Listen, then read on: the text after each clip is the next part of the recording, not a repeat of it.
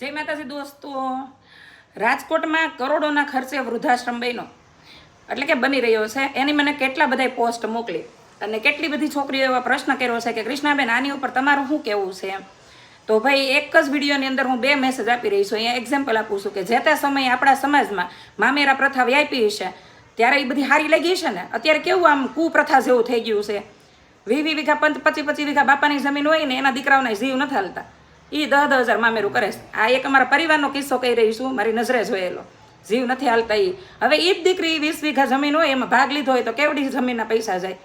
કહેવાનો અર્થ એવો છે કે કોઈ પણ પ્રથા જ્યારે સમાજમાં વ્યાપે ને ત્યારે શરૂમાં એ દયનીય હોય, પછી કુપ્રથા બની જાય આગળ જતા.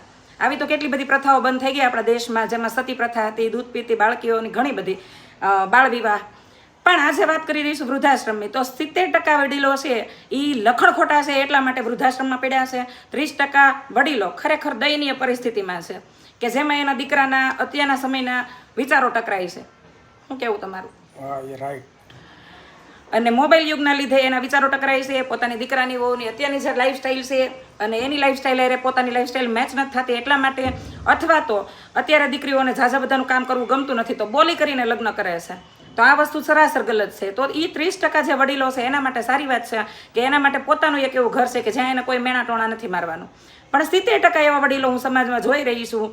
અમારા પરિવારથી લઈને આખા સમાજની વાત કરી રહી છું કે એના દીકરાને બહુ સાચવે છે. ટાઈમ ટુ ટાઈમ એને ખાવાનું પીવાનું કપડાં પ્રસંગોપાત ક્યાંય જવાની ના નથી પાડતા, ટોટલ ફેસિલિટી આપે છે. છતાંય નાની નાની વાતમાં કચકચ કરવું, રસોડાની બાબતમાં બોલવું, દીકરાની વહુઓને વાતમાં ટોકવી. દીકરાની વહુઓ તો હાલો પછી ટેવ પડી જાય અમુક વર્ષો થાય એટલે, પણ દીકરાના દીકરા એને નાની નાની વાતમાં ટોક કરવી. તો આ વસ્તુના ઝઘડાઓ થતા હોય છે. તો આ વડીલોને સમજવું જોઈએ કે અત્યારની પેઢી છે એ થોડીક વધારે ફાસ્ટ છે. અમને પણ નડશે, હું નથી કહેતી અમે વડીલો નહીં થાય તો અમને કાંઈ વાંધો નહીં આવે. અમને પણ અમારા સંતાનોના વિચારો સાથે વિચારો ટકરાય ત્યારે આ નડવાનું છે. કહેવાનો અર્થ એવો છે કે તાલમેલ સાથે જીવતા આવડે એને કાંઈ નથી નડતું. વૃદ્ધાશ્રમ છે એક જોવા જઈએ તો સારી વાત છે, એક જોવા જઈએ તો સમાજમાં દયનીય પરિસ્થિતિ કહેવાય, કરુણામય વાત કહેવાય કે વૃદ્ધાશ્રમ બનો નહીં કરોડોના ખર્ચે. તો કાંઈ વાંધો નહીં, જેને ફેસિલિટી બહુ જોઈએ છે ને ઘરની ફેસિલિટીમાં તાણ પડે છે ને એના માટે બેસ્ટ ઓપ્શન છે.